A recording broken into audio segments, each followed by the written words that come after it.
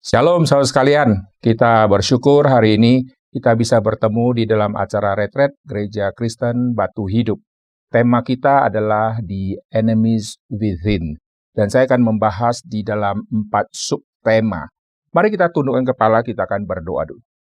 Bapa di dalam surga, kami berterima kasih untuk hari ini Tuhan sudah mengumpulkan setiap kami di dalam acara retret, dan kami berterima kasih untuk hari yang sebelumnya yang Tuhan sudah berkati. Dan kami berdoa biar hari ini Tuhan juga memberikan penjelasan kepada setiap kami dan mencelikkan mata rohani kami, supaya kami sebagai orang-orang Kristen mempunyai pemetaan, mempunyai pemikiran yang tajam untuk melihat strategi setan di dalam pekerjaannya, dan untuk kami sadar di dalam setiap kami mempunyai kelemahan-kelemahan tersembunyi. Oleh sebab itu, melalui retret ini, Tuhan sendiri akan memimpin setiap kami untuk lepas dan bebas dari semua keterkaitan dan semua musuh-musuh yang masih ada di dalam.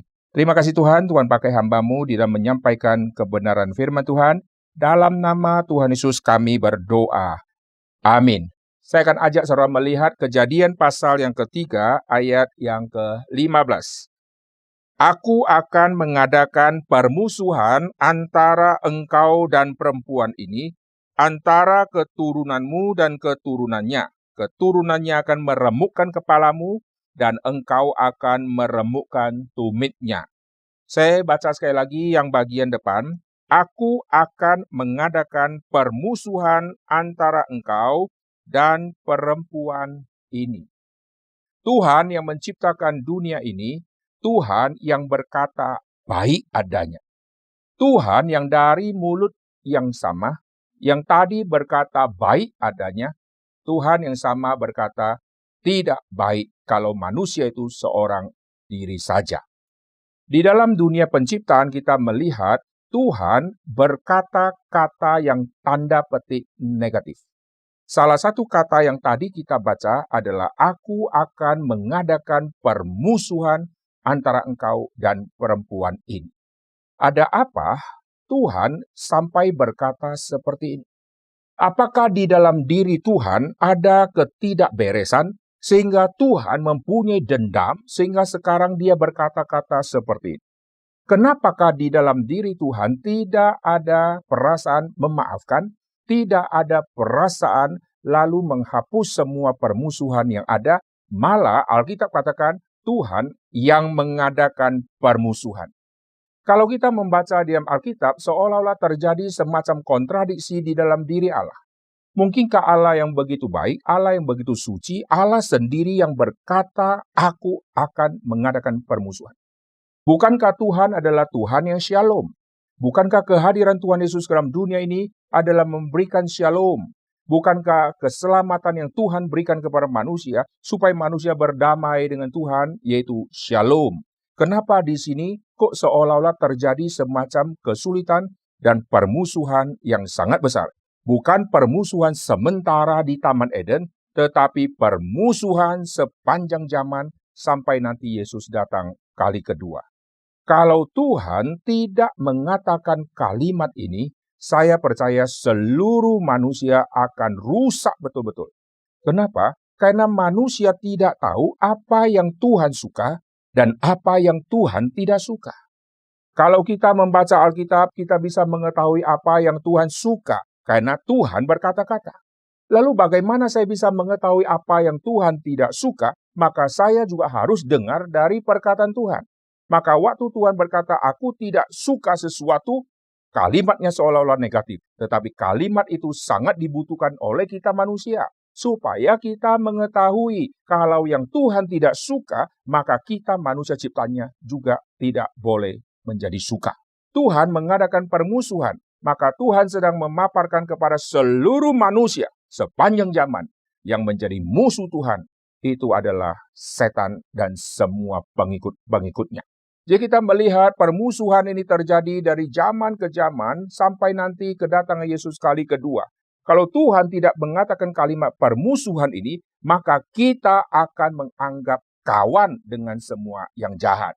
Tapi kalau Tuhan sudah mengatakan aku sudah mengadakan permusuhan, maka kita selama-lamanya jangan jadikan yang musuh Tuhan menjadi teman baik kita. Satu sisi kita lihat Alkitab, di dalam perjanjian baru Tuhan berkata, kasihilah musuhmu. Apakah Tuhan kontradiksi? Jawabannya tidak. Nah, kalau kita membaca di dalam Alkitab, seolah-olah dari ayat 1 sama ayat yang lain, kita bandingkan baik PL maupun baik yang PB, kita menemukan seolah-olah di dalam diri Tuhan terjadi kontradiksi. Tidak. Kalau kita melihat diri Tuhan Allah yang sesungguhnya, kita akan memahami, tidak kontradiksi. Jangan kamu bersahabat dengan yang Tuhan sudah musuhi. Sisi yang lain, kasihilah musuhmu. Nah, ini menarik, saudara.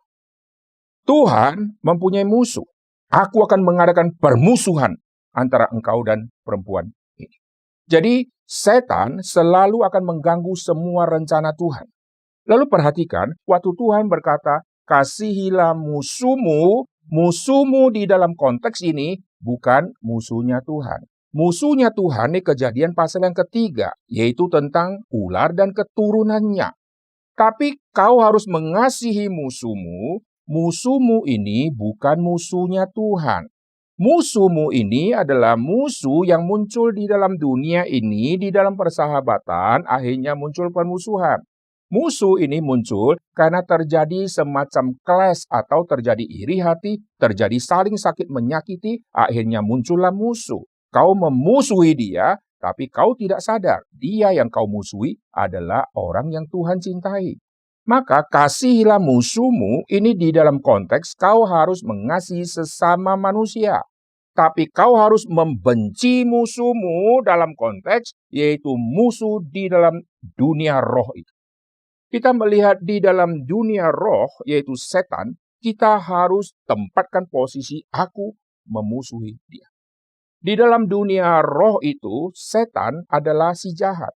Maka saya harus menempatkan posisi sebagai anti dari dia. Saya tidak boleh bersahabat dengan dia. Lalu bagaimana dengan dia dan dunia? Dunia di bawah kekuasaan dia, maka kita pun tidak boleh mengasihi dunia. Ini menarik.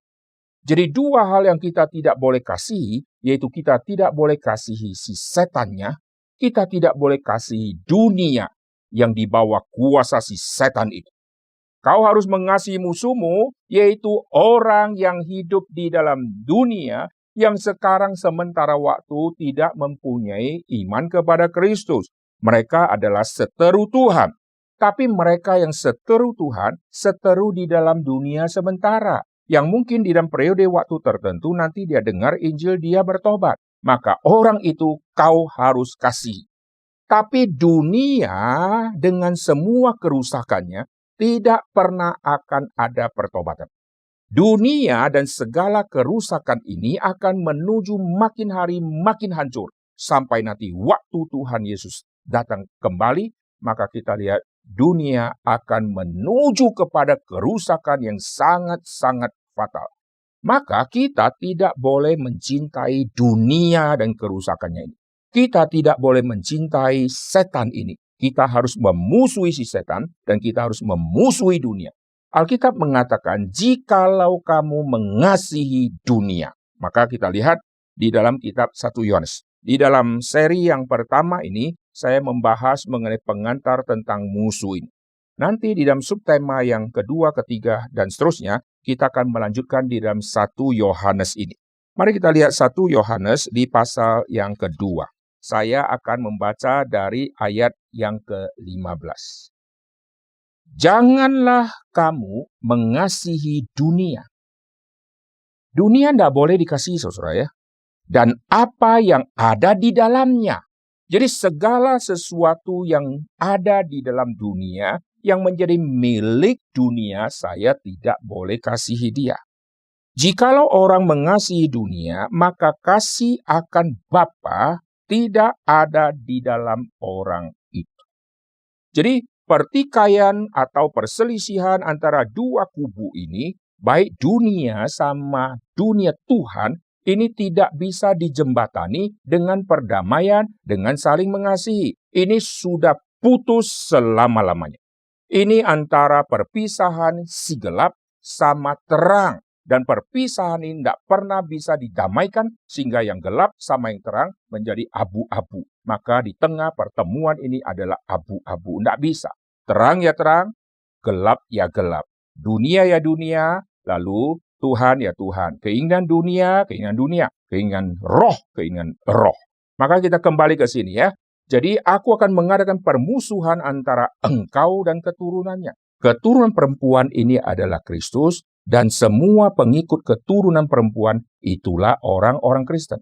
Yesus sudah berkata, dunia akan membenci kamu. Waktu dunia membenci kamu, tidak boleh dibalas dengan kasihilah musuhmu, yaitu dunia. Tidak bisa.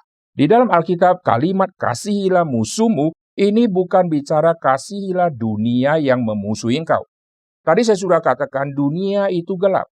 Lalu terang itu terang. Gelap dan terang tidak mungkin bersatu. Yang kita disuruh untuk mengasihi adalah mengasihi manusia berdosa yang sementara tinggal di dalam dunia yang begitu gelap, yang sekarang sedang dibutakan matanya oleh kuasa si gelap. Dan kita harus membawa dia dengan cinta kasih Kristus, lalu membawa dia kembali kepada Tuhan. Sedangkan dunia dengan segala nafsunya akan menuju kepada kebinasaan, kita tidak boleh mengasihi, kita harus meninggalkan semua itu. Seperti Lot harus meninggalkan kenikmatan Sodom Gomora. Sodom dan Gomora harus ditinggalkan. Abraham tidak mengasihi kota Sodom dan Gomora dengan kerusakannya. Abraham mengasihi orang yang sedang hidup di dalam dosa di kota Sodom dan Gomora. Saudara mesti bedakan di situ. Jadi waktu Abraham berdoa kepada Tuhan, minta Sodom dan Gomora tidak dihancurkan, bukan karena dia sayang kotanya. Janganlah Tuhan hancurkan, karena ada orang di dalamnya.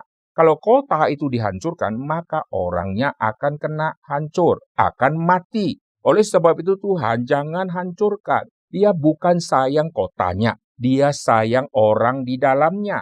Maka di dalam permohonan dia berkata, jikalau ada 50 orang benar. Dia tidak berkata, jikalau ada 5 kecamatan. Tidak. Jikalau ada 10 kecamatan. Jikalau ada 20 kelurahan. Tidak pernah dia katakan. Dia katakan, jikalau ada 50 orang benar. Jadi yang dia perhatikan adalah orang di dalamnya. Dia mau membela kalau bisa orang-orang jahat di situ, Tuhan kasih pengampunan. Kalau ada 50 orang benar, apakah engkau menghancurkan? Kalau menghancurkan berarti semua orang akan dihancurkan. Wah, kalau semua orang dihancurkan, berarti semua orang-orang jahat yang homo itu akan mati semua. Lalu sampai waktunya tiba, ternyata Abraham melihat dosa orang di Sodom sudah begitu mengerikan. Dan Tuhan akhirnya menghabisi Sodom dan Gomora.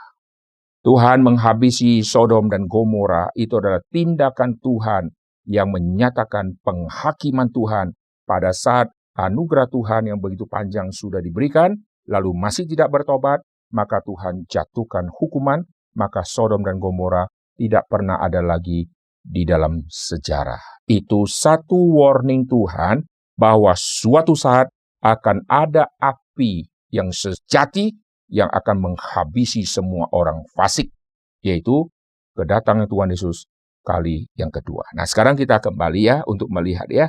Jadi dunia dan segala keinginannya, segala yang ada di dalamnya itu adalah dunia yang dikuasai oleh setan, itu dunia yang akan melawan orang benar. Dunia yang dibalik itu ada kuasa yang akan mencengkeram kita. Kenapakah dunia akan membenci orang percaya? Waktu bicara dunia akan membenci orang percaya, karena orang percaya akan mengatakan kebenaran. Jadi kita melihat ya, satu sisi dunia di mana manusia tinggal, ini sudah penuh dengan keinginan dan dosa, karena seluruh dunia sudah ada di dalam dosa. Lalu ditambah lagi manusia ciptaan Tuhan, gambar rupa Tuhan, itu ada di dalam dunia orang berdosa. Dan orang ini belum sadar dirinya harus diselamatkan.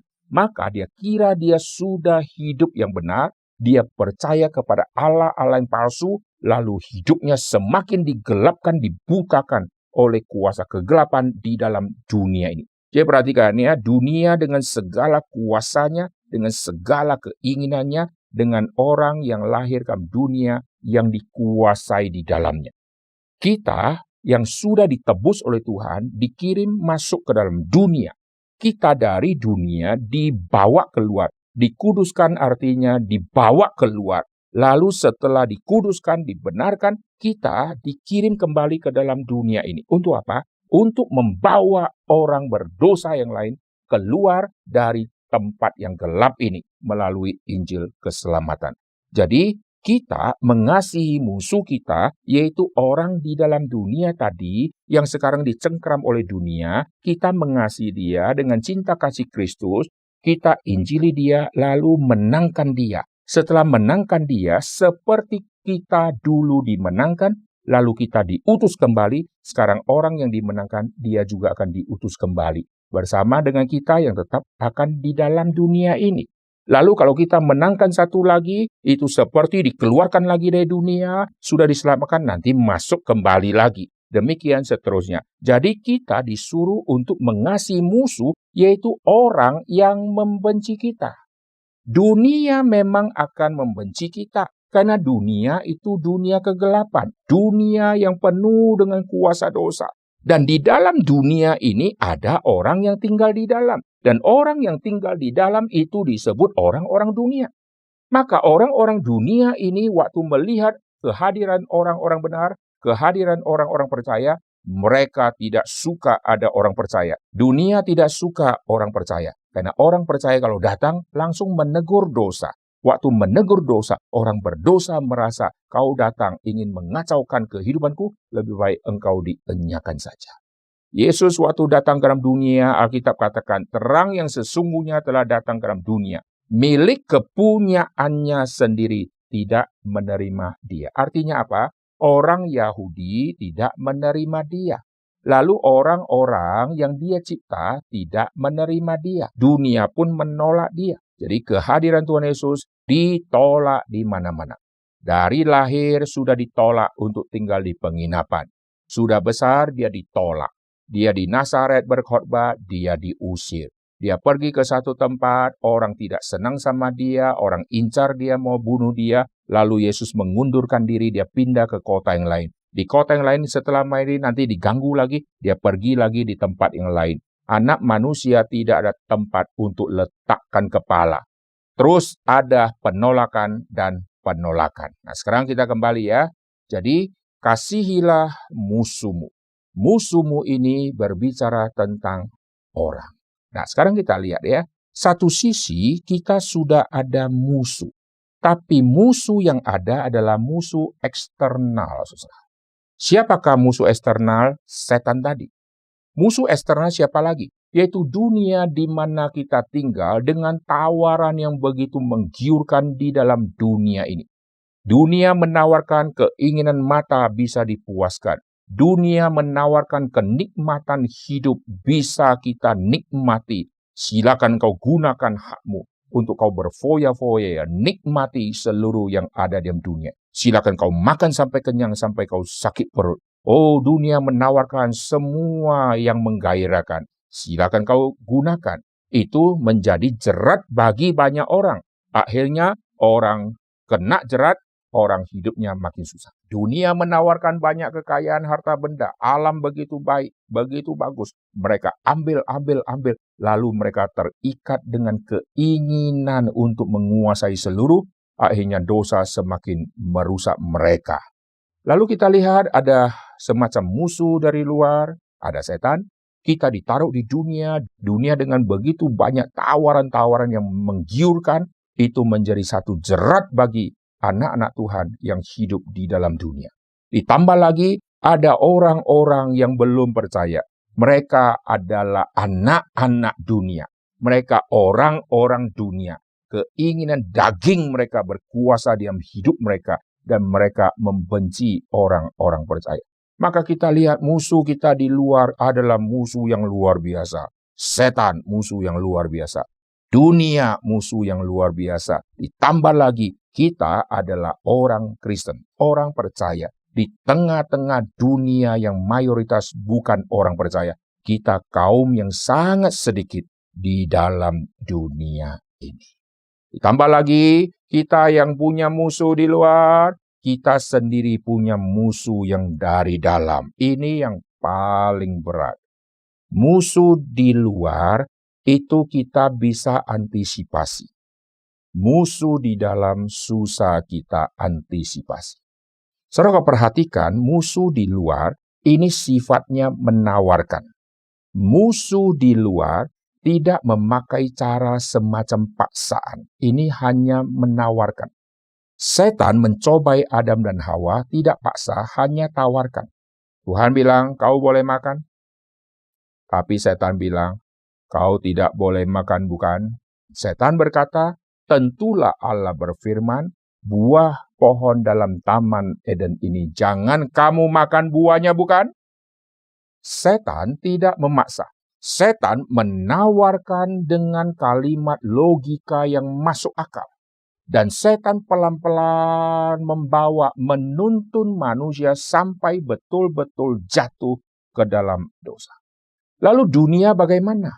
Dunia ini bersifat tanda petik sedikit pasif, hanya menawarkan. Karena mata tidak puas melihat yang bagus, maka mata terus mencari yang bagus di dalam dunia. Dunia menyediakan semuanya. Dunia ada emas, dunia ada banyak perhiasan, ada alam, ada isi bumi, dan seterusnya. Dunia begitu penuh dengan kekayaan. Lalu mata dan hati manusia yang tidak puas. Manusia itu sudah lihat, manusia tergoda akan kehidupan dunia yang begitu menggiurkan. Ditambah lagi musuh yang terlihat tadi. Orang-orang dunia tadi, mereka yang memusuhi kita. Mereka terus mengumpat kita. Mereka terus membuli-buli kita. Tetapi Alkitab katakan, kau tidak usah takut kepada mereka. Kau harus takut kepada yang bisa mengambil nyawamu. Dan yang mengambil nyawamu adalah Tuhan. Tidak usah takut sama mereka. Ada musuh yang di luar, ada musuh yang di dalam. Itulah tema kita di Enemies Within. Musuh di dalam ini yang paling sulit untuk diselesaikan. Musuh yang di luar, setan, sudah diselesaikan oleh Tuhan. Tuhan sudah berkata bahwa terjadi permusuhan, bahwa keturunan perempuan akan meremukkan kepalamu. Ini bicara tentang kebangkitan Kristus. Yesus sudah bangkit, sudah selesai. Permusuhan ini sudah nyata-nyata dimenangkan oleh Kristus. Berarti setan sudah keok. Kalau setan sudah keok, setan bukan lagi musuh yang terbesar.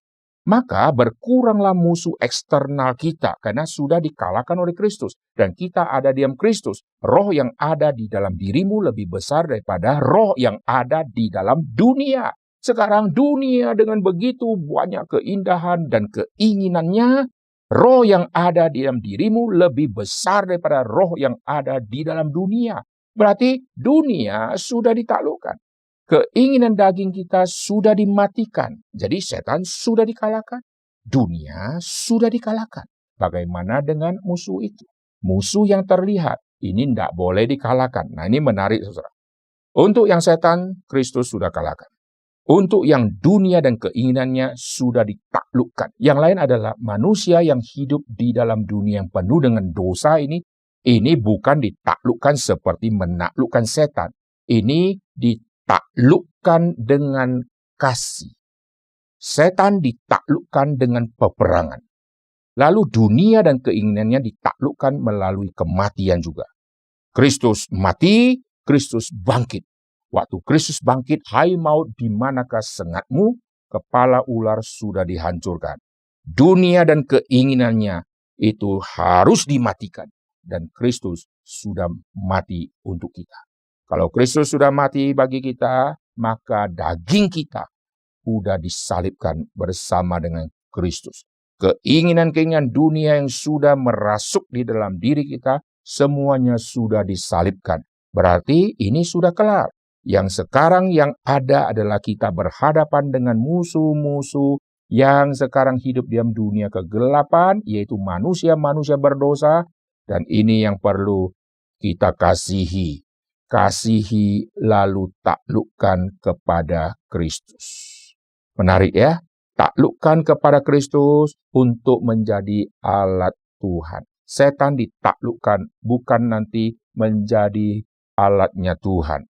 Dunia ditaklukkan bukan untuk nanti menjadi pelayan Tuhan, tapi manusia yang berdosa ditaklukkan untuk nanti dipakai menjadi alat Tuhan. Nah, ini bedanya. Sekarang kita kembali ya. Jadi musuh di luar boleh kita katakan sebetulnya sudah tidak ada. Yang setan sudah Tuhan kalahkan, lalu yang dunia sudah dimatikan, yang orang-orang yang lain yang memusuhi kita, kita harus mengasihi dia. Lalu sisanya musuh yang di mana? Musuh yang di dalam diri. Musuh yang di dalam diri ini yang paling sulit untuk ditaklukkan. Nah, kalau musuh di dalam diri kita belum bisa taklukkan, maka musuh yang di luar tadi, yaitu setan dan keinginan dunia yang mestinya sudah kalah, nanti mereka akan masuk lagi, akan mulai mengacau lagi, dan dia akan membakar kita kembali, maka keinginan-keinginan daging kita akan kita hidupkan kembali. Kita yang sudah diselamatkan, kita harus mematikan keinginan daging. Tapi waktu kita harusnya matikan keinginan daging, kita tidak matikan, kita hidupkan dia lagi. Maka keinginan-keinginan dari dalam diri kita, lalu nanti muncul, setelah muncul, setan mulai bakar-bakar lagi.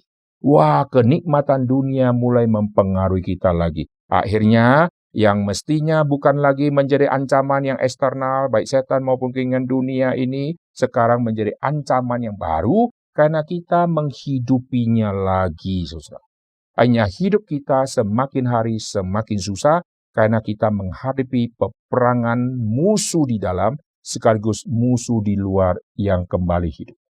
Itu seperti zaman di dalam perjanjian lama, orang-orang Kanaan, itu waktu sudah dikalahkan, mereka tidak ditumpas, mereka dibiarkan. Waktu mereka dibiarkan, lalu nanti mereka sudah lama, mereka kembali kuat, mereka menyusun strategi, mereka akan ajak perang lagi. Dan mereka akan berperang kembali. Kita lihat di dalam Alkitab, memang Tuhan tidak langsung menghabisi semua. Tuhan izinkan semua itu tersisa. Waktu Tuhan suruh bantai seluruh penduduk Kanaan, lalu suku-suku tidak bantai. Lalu waktu mereka tidak bantai, mestinya salahnya mereka. Tapi Alkitab mencatat, Tuhan izinkan ini terjadi. Supaya apa? Supaya mereka kucoba. Atau lebih tepat, supaya mereka diuji. Setan sampai hari ini kenapa tidak dibereskan langsung oleh Tuhan sehingga semua sudah tiada? Tuhan izinkan semua ada. Untuk apa? Supaya kita diuji oleh Tuhan, dan Tuhan izinkan kita dicobai oleh setan. Untuk apa? Supaya iman kita dimurnikan lagi. Dulu seorang hamba Tuhan berkata, puji Tuhan ada setan. Kalau tidak ada setan, kita berkata, aku sudah menang. Menang dari siapa? Aku sudah menang. Aku sudah menaklukkan keinginan dagingku. Aku sudah menang. Lalu sampai akhir kita berkata, aku sudah menang. Menang dari siapa, saudara? Menang dari keinginan daging? Menang dari kuasa si jahat?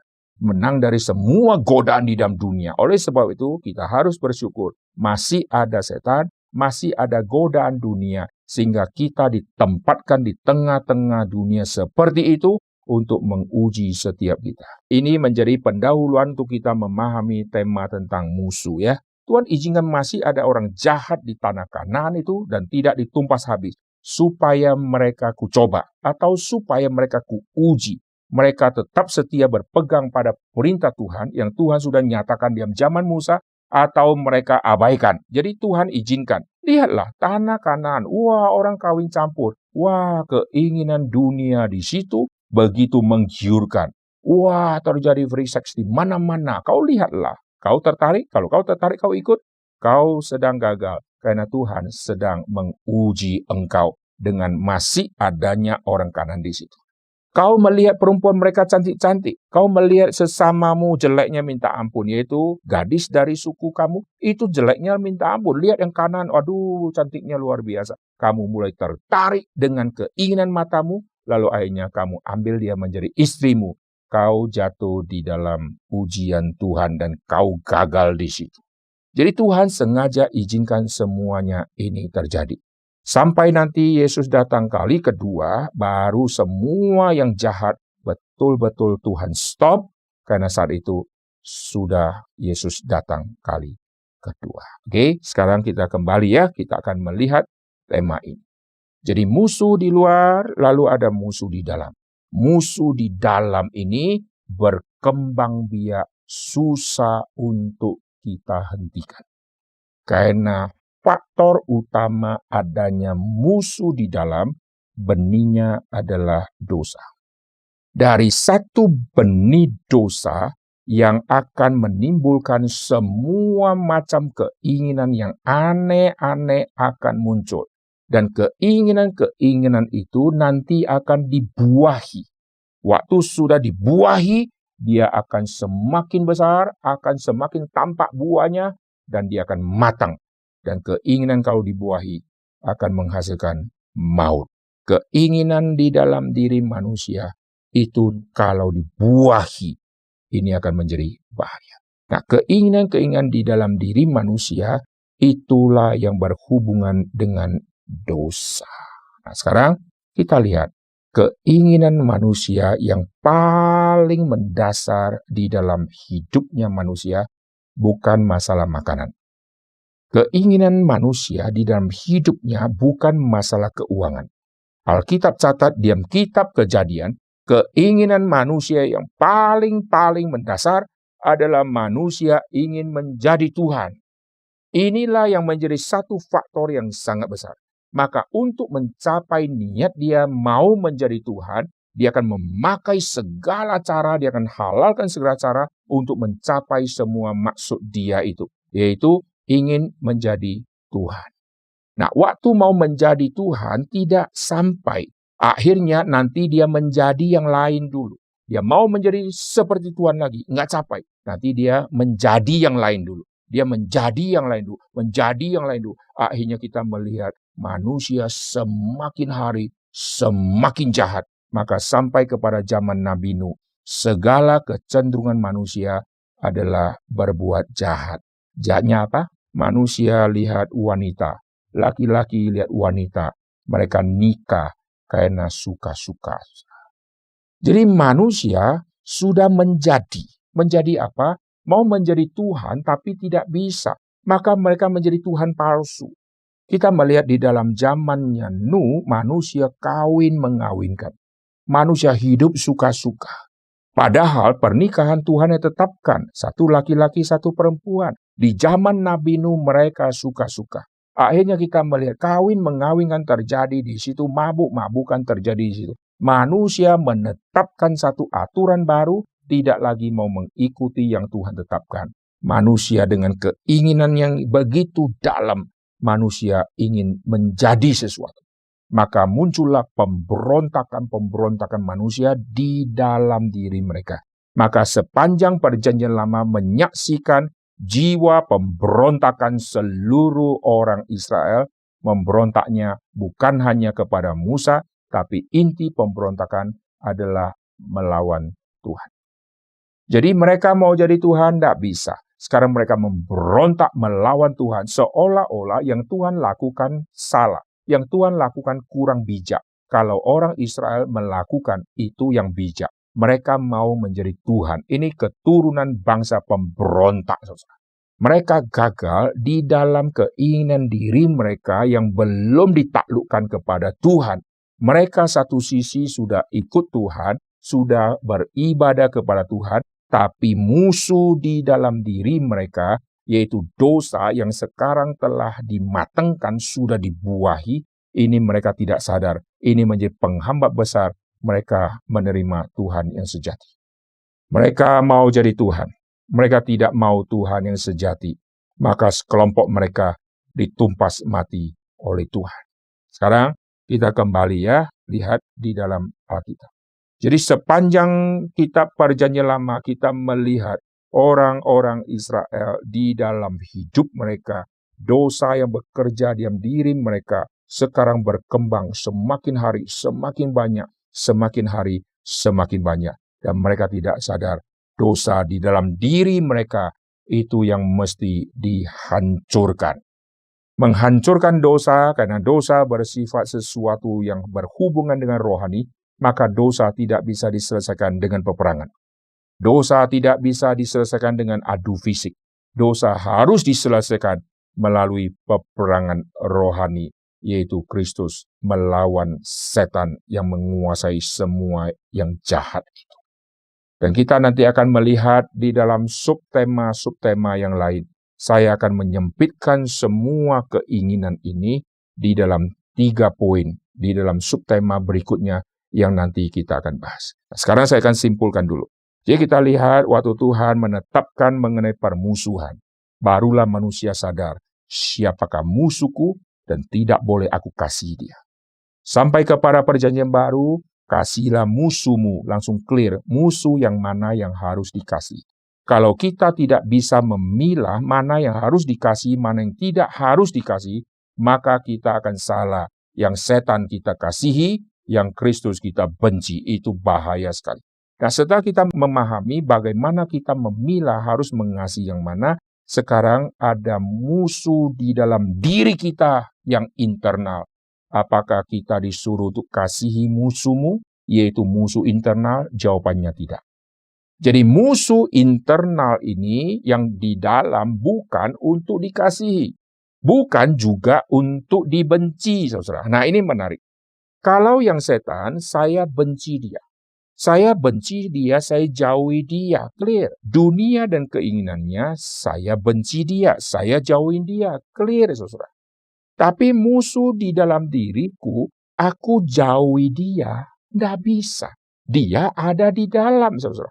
Keinginan daging ada bersama dengan kita setiap hari. Saya mau jauhin dia, tidak bisa. Dia ikut saya terus, saudara. Maka tidak ada cara lain kita mengalahkan keinginan daging kita, yaitu mesti melalui salib Kristus. Kematian Tuhan Yesus di atas kayu salib itu yang akan mematikan semua keinginan-keinginan daging kita. Sehingga keinginan daging ini sekarang sudah mati. Karena sudah mati, kita yang sudah mati bersama Kristus, kita ini bangkit. Maka yang lama sudah berlalu, sudah mati. Yang baru ini sudah muncul, saudara. Inilah cara satu-satunya, bukan menjauhi, bukan meninggalkan dia, karena kita tidak mampu. Kita perlu Kristus. Kita bukan meninggalkan dia, bukan menjauhi dia. Kita tidak bisa, karena dia ada bersama-sama. Oleh sebab itu kita perlu diselamatkan oleh Kristus. Kita perlu menerima kematian Tuhan Yesus dan kebangkitan Tuhan Yesus. Kita yang percaya kepada Kristus, keinginan daging kita ikut disalibkan bersama dengan salib Kristus itu. Dan kita mati. Keinginan daging kita dimatikan di situ dan kita akan bangkit bersama Kristus dan kita disebut ciptaan yang baru. Nah, kalau begitu, kita yang sudah mati tadi sekarang sudah bangkit bersama dengan Kristus yang adalah ciptaan baru, mestinya kita sudah murni 100%. Tidak akan jatuhkan dosa lagi. Karena yang lama sudah mati. Sekarang saya sudah memakai yang baru. Tapi nyatanya tidak. Kenapa? Karena ada tema continuity dan discontinuity. Yaitu begini. Saya kalau mati, bukan berarti saya yang sekarang mati, nanti yang bangkit sudah orang yang berbeda. Waktu kita percaya Tuhan Yesus yang mati dan bangkit, kita yang diselamatkan, dari sebelum diselamatkan, sayanya ini, yang ini. Setelah diselamatkan, sayanya juga ini. Tetapi ada yang baru, yaitu saya sudah dikuduskan, saya sudah dibenarkan, saya sudah ciptaan baru. Ciptaan baru tapi modelnya masih model yang lama, ini kesulitannya. Jadi waktu bicara tentang hal rohani, saya sudah dimatikan, lalu saya bangkit, bukan berarti saya sudah berubah dari A, sekarang sudah jadi B. Tidak. Saya dulu orang A, sekarang orang B. Tidak. Saya dulu orang A, yang disebut A, sekarang saya juga disebut A. Sama. Setelah diselamatkan, hanya di dalam detik tertentu, waktu saya dengarkan firman Tuhan, saya menerima Tuhan Yesus, perubahan detik sebelum dan sesudah tidak merubah postur tubuh saya, saudara. Oleh sebab itu, kesulitan kita dalam dunia ini adalah kita yang adalah ciptaan yang baru, tetapi masih mengenakan daging-daging ini yang model-model lama. Dan memori kita masih memori-memori yang banyak yang lama-lama. Memori-memori yang baru, yang masa depan kita belum lewati. maka yang masa depan kita tidak ada. Yang ada adalah semua memori masa lalu. Memori kita pernah jatuh, pernah jahat, pernah berdosa. Lalu keinginan-keinginan kita masih ingat yang masa-masa dulu. Akhirnya waktu kita sudah diselamatkan, kita sudah menjadi anak Tuhan, kita kecenderungannya kadang-kadang waktu lagi baik, kita ingat harus terus berpegang janji Tuhan. Waktu kita sudah jauh imannya dari Tuhan, kita mengingat yang masa lalu, saudara. Saya kasih contoh sederhana, lalu kita akan akhiri, nanti kita akan masuk poin yang berikutnya. Seekor babi yang sudah lama ada di hutan, yang hidupnya terus ada di kubangan lumpur yang kotornya luar biasa, lalu suatu saat kita masuk ke hutan, kita melihat ada babi yang sedang mandi-mandi, sedang kotor. Lalu kita kasihan sama dia, kita tangkap dia, kita bawa pulang. Sampai di rumah kita siram dia, kita bersihkan, kita beli sampo yang termahal, kita bersihkan dia, kita latih dia supaya hidupnya bersih. Lalu setelah 1 tahun, wah si babi ini bisa hidup bersih, kita dandani, kita kasih baju, kasih pita, lalu setiap hari kita mandikan, lalu dia bersih sehingga hidupnya jadi bersih. Suatu saat kita bawa dia kembali ke hutan di mana kita temukan dia, ke kubangan di mana dia dulu suka mandi. Kita bawa dia ke sana, kita lepasin dia. Begitu sudah lepasin, dia kembali berkubang di tempat yang lama. Wah, dia nikmati semua itu sehingga badannya semuanya kotor. Loh, bukankah saya sudah membawa dia dari kubangan yang kotor itu saya sudah bersihkan? Iya, sudah bersihkan, tapi jiwa dia, memori dia, kebiasaan dia masih ingat yang lama. Sehingga kalau dia dibawa kembali lagi ke kubangan, dia akan kembali berkubang di situ. Ini fakta. Nah, manusia juga alami hal yang sama. Kita sudah diselamatkan, tapi kita tidak dipindahkan ke dunia yang lain, saudara. Sehingga kita lepas dari dunia yang sebelumnya. Kita sudah diselamatkan, misalnya di satu kebaktian, dengar khotbah, lalu kita terima Tuhan Yesus, kita pulang ke rumah, besok ke kantor, ke keluarga, kemana, ke teman. Itu lingkungan kita masih lingkungan yang sama. Itu seperti babi tadi dibawa kembali ke hutannya, di depannya ada tempat dia berkubang. Sama. Kita yang sudah diselamatkan, besok kita ketemu lagi. Dunia lamanya kita. Nah, Tuhan izinkan ini semua terjadi untuk menguji setiap kita. Apakah kau sekarang taat kepada perintah Tuhan atau kau kembali kepada yang lamamu? Maka nanti kita akan melihat subtema yang muncul di 1 Yohanes pasal yang kedua setelah kita selesaikan tema ini, yaitu tentang musuh dan harus mengasihi yang mana dan harus membenci yang mana. Mari kita kembali ke 1 Yohanes pasal yang kedua. Di dalam kitab 1 Yohanes pasal yang kedua tadi, kita akan melihat di ayat ke-15 tadi. Janganlah kamu mengasihi dunia. Kita sudah membahas poin pertama yang tadi kita sudah bahas dari awal, yaitu tentang yang musuh yang mana, yang harus dimusuhi, mana yang harus dikasihi. Janganlah kamu mengasihi dunia dan apa yang ada di dalamnya. Jikalau orang mengasihi dunia, maka kasih akan Bapa tidak ada di dalam diri orang itu.